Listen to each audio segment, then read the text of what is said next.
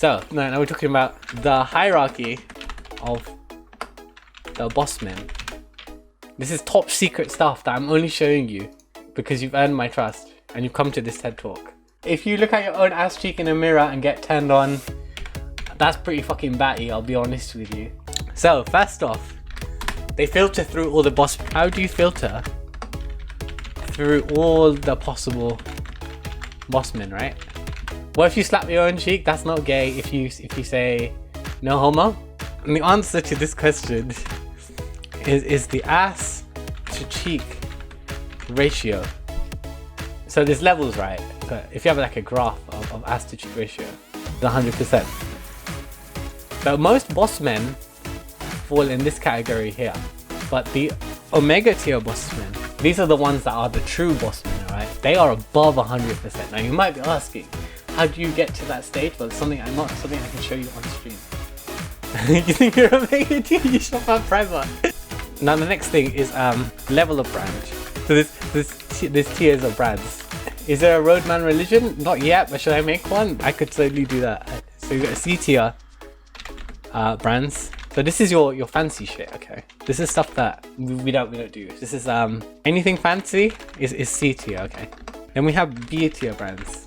This is stuff like HMV and etc. Okay, I'm not gonna go in. I'm not being very specific on purpose because the tier brands are very like blurred out.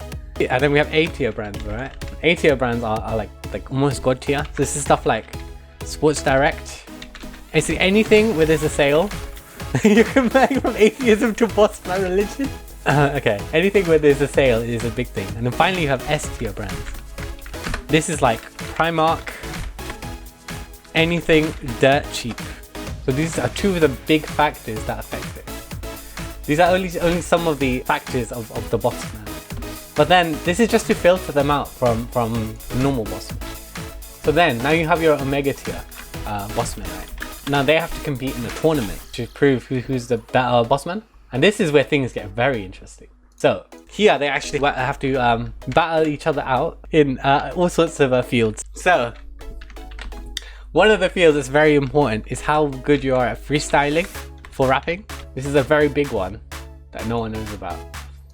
Number 2 is how fluent you are in contractions. And not just any kinds of contractions. These are mega contractions. Now, we talked briefly about what mega contractions were before, like dunno, init, wagwan, stuff like these.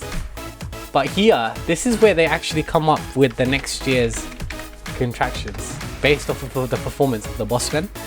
Does ass cheek ratio make you stronger? Yes, okay. It's how you channel your inner bossman, right? The more open your asses are to the air allows you to channel more like cold energy, which helps channel your bossman energy. And don't drop this up, you need to be very careful as a bossman, right?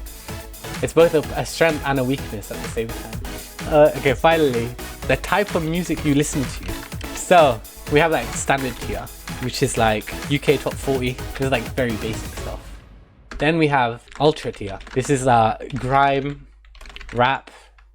This is where it starts to get interesting. And finally we have omega mega tier. And this is censored for reasons that cannot be named. It's too strong for anyone to ever see in the light of day. So sadly, I can't tell you what this tier is. And I apologize that it's too strong for you guys, but had to be done. I cannot say, but you might be on the right track. It changes every year, so it changes so often that I can't just state what it is right there. I don't think there's anything else I could say about bossmen really, unless you have any other questions you want answered about bossmen. What video games bossmen can play? So one of the must games that they have to play is FIFA. If you don't play FIFA, you just get rejected straight up. You have to be able to know how to play FIFA. Now, a priority is getting a FIFA Ultimate Team. Also, maybe a must is fantasy football teams. Oh yeah, how could I forget FIFA Pro Club, Pro Clubs? So these are musts if you wanna become a roadman. Oh, wait, did I forget Football Manager? How could I get? Yeah, that's also a priority. What about Minecraft? You can, but not while anyone is around. RuneScape, only old school RuneScape, and you have to have one level, one skill max at 100. Otherwise, you'll be looked down upon in the Roadman community. What about the sidemen? Alright, so sidemen are basically your henchmen. It's very important you pick your henchmen wisely, alright? 1v1 you in Duel Arena right now. I never actually played RuneScape, and yeah, I apologize in advance, but I'm not a true boss man. I'm only an advisor. I'm not a roadman. Unfollow! I said from the get-go that I'm not a roadman, and I'm only an advisor that knows about roadman culture, okay? How else do you think I know all this information? Any other questions you have about roadman that you need answered with a burning passion? Religion. Okay. Now let's talk about the religion of the boss man. So they have a hierarchy, of course. Similar to how Christianity has a pope, instead of a pope, they have the Wagwanist G big man. Alright, this is decided through a democratic vote. Now I should probably talk about what the main ideas of the, we call it the Church of the Bossman, but that's not the formal name for it.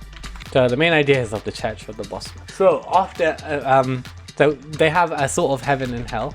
If you stick true to the Bossman values, you go, you know, are you sure you're not already a bossman? Go to the Holy Chicken shop where you can have as all the chicken you've ever wanted and more. However, if you abandon the religion or do not stick to the values of the bossman, you end up with severe indigestion from the 1-star chicken shop on the corner at 3 AM.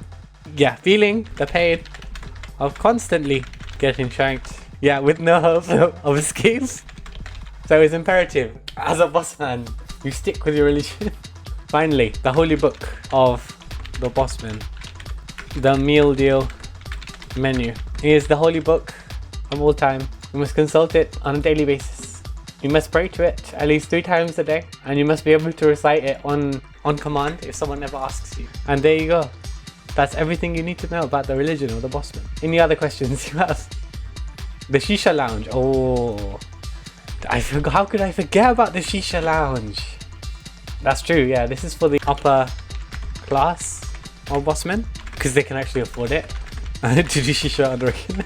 So it's only for the very exclusive bossmen. Lower class bossmen tend to go to chicken shops, but the upper class go to Shisha Lounges, where they indulge in activities, mainly smoking shisha, but also involve chatting up girls. Oh, sorry, no, that's not the right term. Sorry, peng tings. That is the correct term. Or girldom. That is also an acceptable response. Balloons sometimes. It's very dependent. It's a very time dependent activity. Oh yeah, I forgot about that. So taking 30 to 40 pictures of the Shisha Lounge and checking Insta for the girl dems.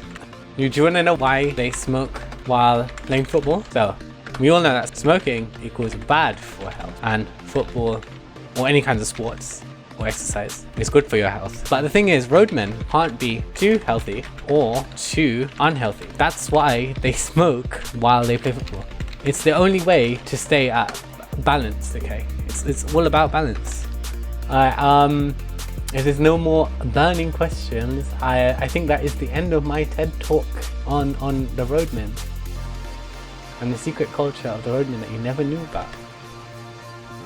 Would you send your CV? Not to me, I'm just an advisor, okay? But I think what we can take away from this is that the bossmen and roadmen in general are their own class of people, their own culture that is too big to understand. Even I, as an advisor, really know so much. This is just me just deciding I'm gonna do really dumb shit posts, and I actually really enjoyed this. So if you enjoyed it, please just let me know, and I might do more of these because it's actually really funny.